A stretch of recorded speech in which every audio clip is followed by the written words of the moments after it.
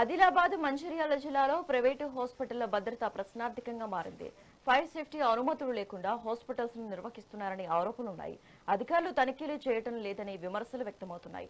మంచిర్యాలలోని ఓ హాస్పిటల్లో ఇటీవల అగ్ని ప్రమాదం జరిగింది. వెంటిలేషన్, ఎగ్జిట్ గేట్లు లేక ఫైర్ ఫైటర్లను తీవ్ర గాయాలయ్యాయి. అద్దె భవనాల్లో 5 అంతస్తుల నర్సింగ్ హోంలు కాలం చెల్లిన పరికరాలతో హాస్పిటల్స్ ను నడిపిస్తున్నారని స్థానికులు వాపోతున్నారు.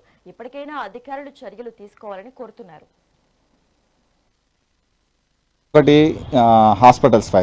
హాస్పిటల్స్లలో ఎక్కువగా ఏంటంటే ఏసీలు వాడడం, లోడ్ ఎక్కువగా పడడం వలన షార్ట్ సర్క్యూట్ అయ్యి అగ్ని ప్రమాదాలు అనేవి జరుగుతున్నవి.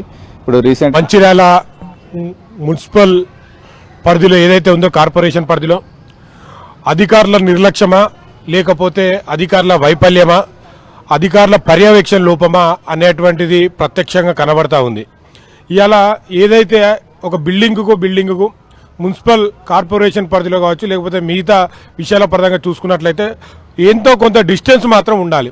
కానీ ఇవాళ ఎమ్మెల్యే ప్రేమ్ సాగర్ రావు గారి ఇంటి దగ్గర నుంచి మొదలుకుంటే ఇవాళ బెల్లంపల్లి చౌరస్తా వరకు, అదేవిధంగా ఏదైతే బెల్లంపల్లి చౌరస్తాలో ఎయిమ్స్ హాస్పిటల్కి ఎదురుగా ఉన్నటువంటి గల్లీలో కావచ్చు లేకపోతే మెయిన్ రోడ్ మీద కావచ్చు, ఇవన్నీ కూడా ముఖ్యంగా ఇప్పుడు హాస్పిటల్ సెంటర్లుగా మారాయి. చిన్నపిల్లల హాస్పిటల్స్ కావచ్చు లేకపోతే ఏదైనా కూడా హాస్పిటల్ సెంటర్స్గా మారాయి, హాస్పిటల్స్గా ఉన్నాయి. ఈ హాస్పిటల్స్కి ఏ విధమైనటువంటి పర్మిషన్లు మున్సిపల్ అధికారులు ఇచ్చిండ్రు, ఆ బిల్డింగ్లు కట్టుకోవడానికి 5 అంతస్తులు 4 అంతస్తులు కట్టుకోవడానికి ఏ విధమైనటువంటి అనుమతులు ఇచ్చారు, ఏ రూట్ ప్రకారం అనుమతులు వస్తాయనేటువంటి వివరణ ప్రజలకు ఇవ్వాల్సినటువంటి అవసరం ఉంది. అంతేకాదు ఏదైనా ఒక హాస్పిటల్లో ఫైర్ యాక్సిడెంట్ అయితే పిల్లల్ని కాపాడలేనటువంటి పరిస్థితి, అంటే పేషెంట్లను కూడా కాపాడలేనటువంటి పరిస్థితి ఇలా నెలకొని ఉన్నది.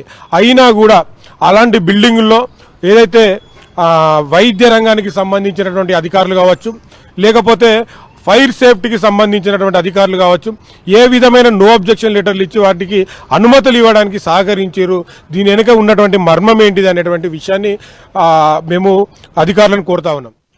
ఈరోజు